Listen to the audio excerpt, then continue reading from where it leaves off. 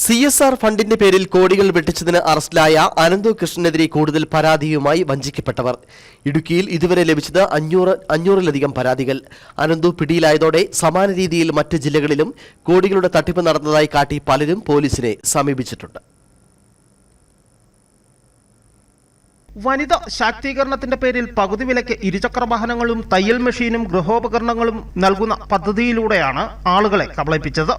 കേന്ദ്ര സർക്കാർ പദ്ധതിയെന്നും പ്രമുഖ കമ്പനികളുടെ CSR ഫണ്ടുണ്ടെന്നും പറഞ്ഞ് അനന്തു കോടികൾ തട്ടിയത് 62 സീഡ് സൊസൈറ്റികൾ വഴിയാണ്. സ്ത്രീകളുടെ സ്വാശ്രയ ഗ്രൂപ്പുകളാണ് ബ്ലോക്ക് അടിസ്ഥാനത്തിൽ രൂപീകരിച്ച സീഡ് സൊസൈറ്റികൾ.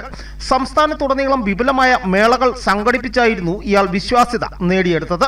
പകുതി വില നൽകി ലാപ്ടോപ്പിനും സ്കൂട്ടറുകൾക്കുമൊക്കെ കാത്തിരുന്ന വനിതകൾക്ക് ആദ്യഘട്ടത്തിൽ ഉൽപ്പന്നങ്ങൾ എത്തിച്ചു നൽകി.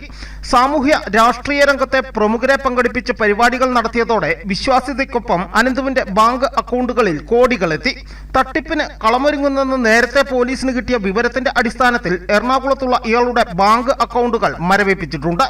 അനന്തുവിന്റെ സൊസൈറ്റിയുമായി സഹകരിച്ച് പ്രവർത്തിക്കുന്ന NGOകളും സംശയത്തിന്റെ നിഴലിലാണ്. ഇവരുടെ പ്രവർത്തന രീതി ഉൾപ്പെടെ പോലീസ് അന്വേഷിച്ചു തുടങ്ങി. അനന്തു അറസ്റ്റിലായതോടെയാണ് വഞ്ചിക്കപ്പെട്ടവർ പരാതിയുമായി രംഗത്തെത്തിയത്.